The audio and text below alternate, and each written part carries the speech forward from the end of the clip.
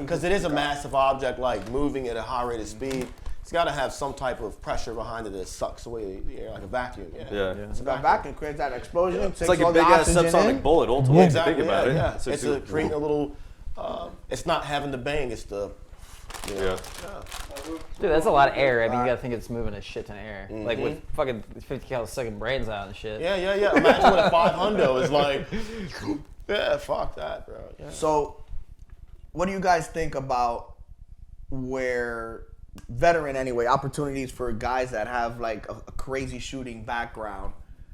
You know, where their opportunities lying today, and then who started that shit? Like, I you know, get into that, man. Like being like I don't know, now a business guy. You know what I mean? I think it started from my personal opinion, Travis Haley.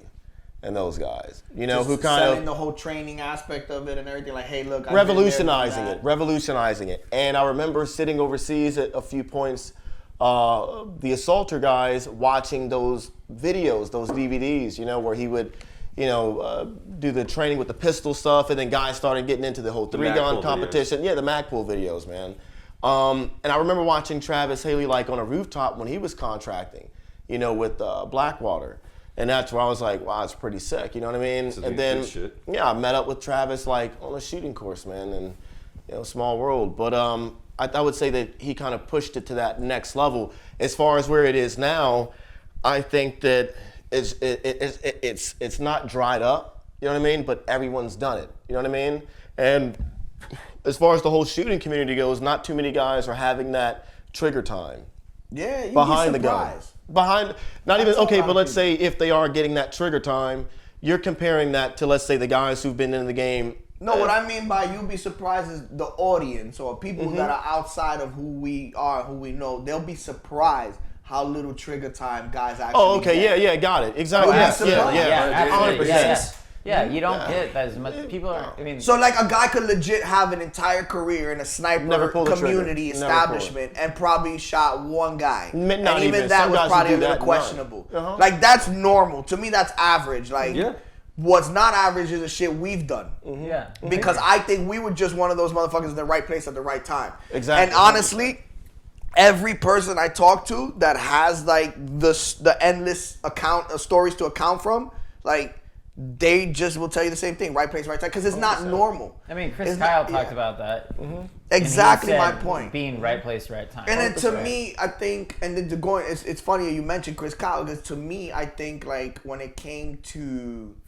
He popularized us. He popularized being a sniper. He was the next Carlos Hathcock. Responsible for a lot of prior to him, the most famous sniper was Carlos Hathcock. And his generation, his time, which was, you know, you had the books, you had the stories, and then you had Chuck Mohini, and then you had all those stories that we were enamored with, and that's how we came up, that golden era we were talking about. And then the one to break the glass ceiling on that was literally Chris Kyle. He said, I'm of this generation, you know, and I've done this. And then write a book about it. Yeah, write a book about it and talk about it. I think that like propelled it to that next level and kind of opened the door for guys who, you know, wanted to explore something else when they got out. Not too many. I mean, it was being knocked at the time as far as, and it still is knocked when you come out with the publication and you're looked at as this quiet professional or whatever, but there's but he did the sniper thing. He did the sniper.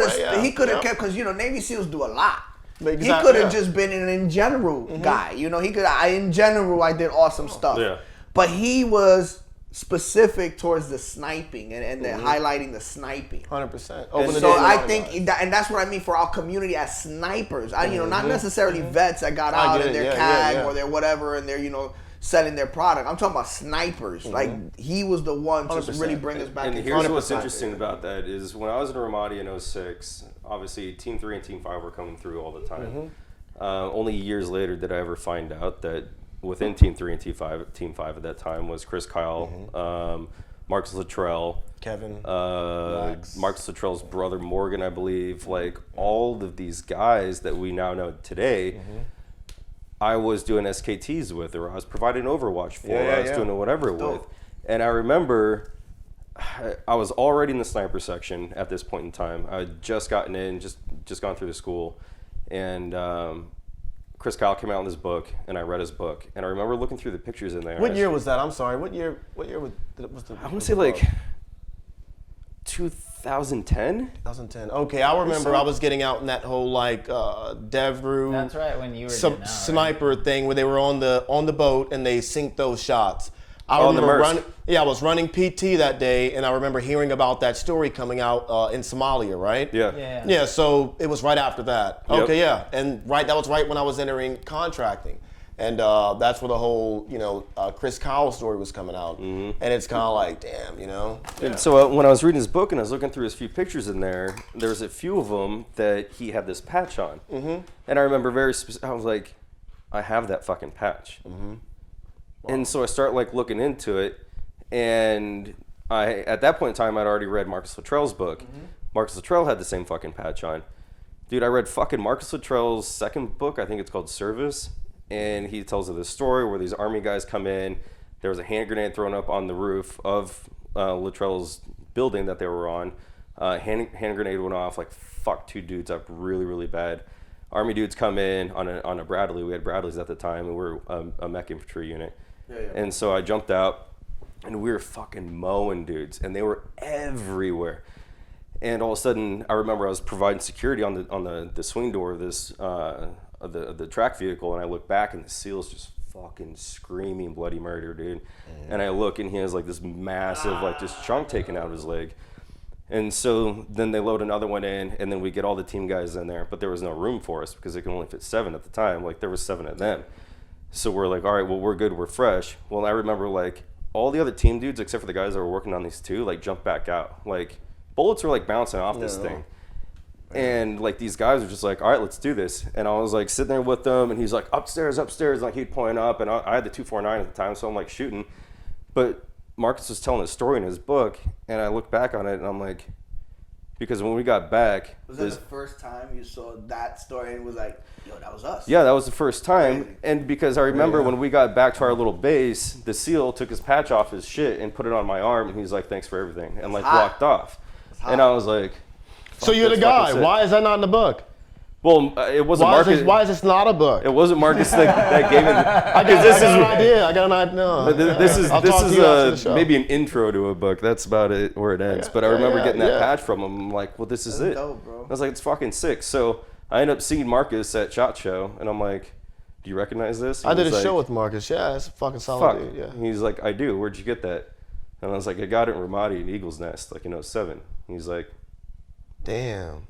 Like it was nuts. And like Taya was there. She's like, oh my God, like it was crazy. That's badass, bro. So it was, so there's like a lot of lineage there. And then I ended up fortunately getting to work with Chris Kyle at AmericanSnipers.org. You read about that, and it's like, dude, it brings something back to you when you get a chance to read it, right?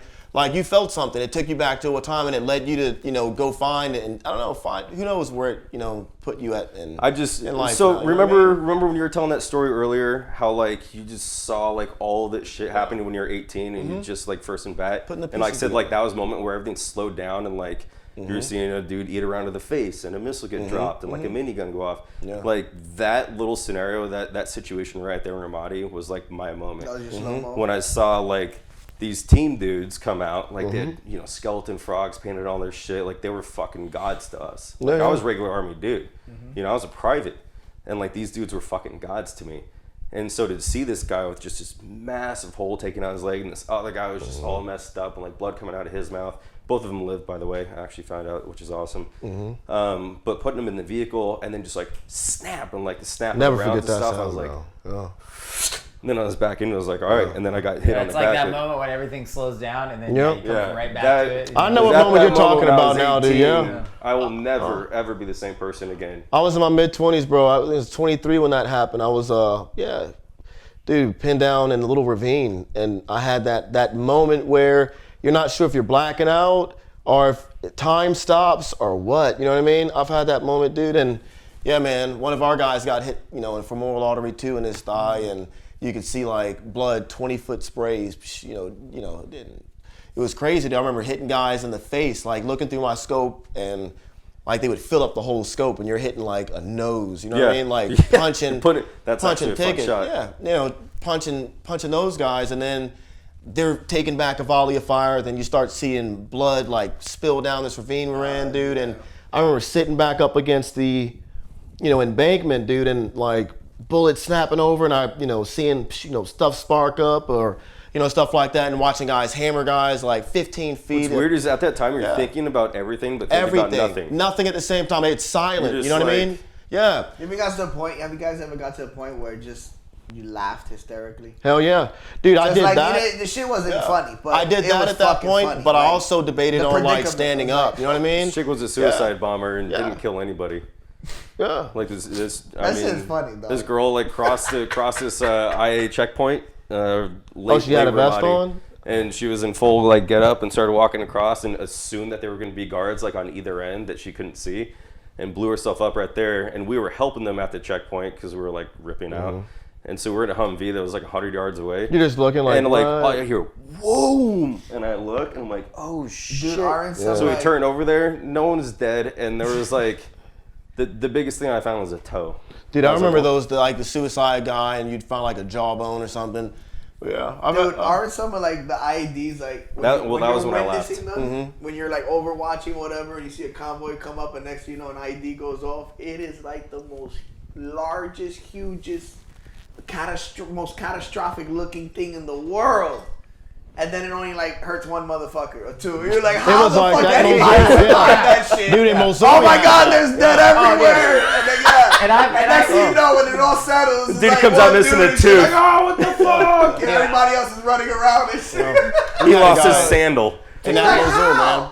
Were you there on that deployment? Yeah. So to crit deployment,